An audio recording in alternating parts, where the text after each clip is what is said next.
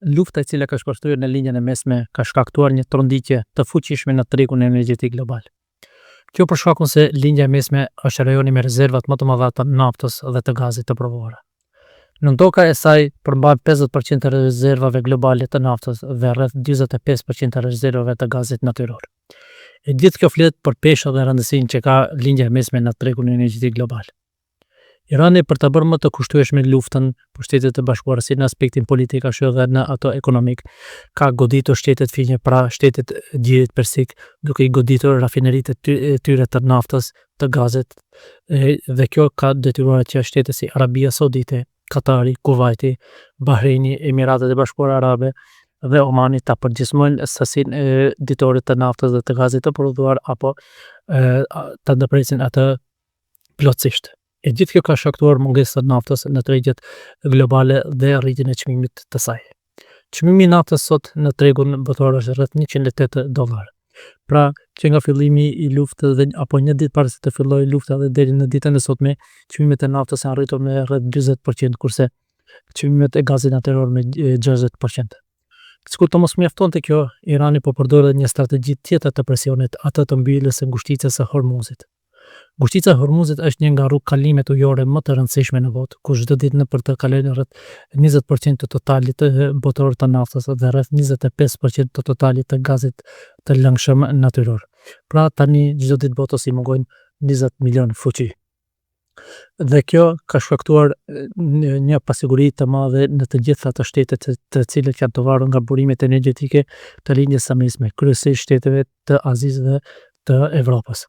Në këtë situatë, Shtetet e Bashkuara janë detyruar që ta heqin disa nga sanksionet ndaj industrisë ruse të naftës, me qëllim që prodhimet ditore të naftës dhe të gazit rus të stabilizojnë tregun energjetik global, të sigurojnë sasinë e gazit dhe të naftës së nevojshme, si dhe të ulin çmimin e saj. Dhe sipas parashikimeve, tani çdo ditë Rusia do të fitojë rreth $150 milion nga heqja e këtyre sanksioneve. Në rast se do të kemi një zgjerim të luftës në hapësirë dhe në kohë në linjën e mesme, parashikimet janë që çmimet në fuqi e naftës shkojnë nga $120 deri në $150, kurse disa parashikime thonë se çmimet e tyre do shkojnë deri në $200 për fuqi. Kjo do të ketë një ndikim të jashtëzakonshëm në ekonominë globale, duke marrë parasysh faktin se parashikimet janë se nëse kemi një rritje nga $120 deri në $150, atëherë i bota do shkojë drejt një recesioni global. Dhe në këto rrethana të gjithë shtetet janë në një luftë për të siguruar burime alternative për të furnizuar me naftë dhe me gaz natyror për industritë e tyre. Sikur të mos mjaftonte vetëm ndikimi energjetik, linja e mesme ka një rëndësi shumë të madhe në prodhimin e pleut artificial, të cilët janë shumë të nevojshme në bujqësi dhe në agrokulturë, duke marrë parasysh faktin se tani jemi në stinën e pranverës ku bëhet edhe mbjellja e pjesës më të madhe të produkteve bujqësore. Rajoni i linjës së mesme prodhon rreth 30% të pleut artificial botror dhe rreth 46% të urezë, të cilët janë shumë të nevojshme për rritjen e rendimenteve.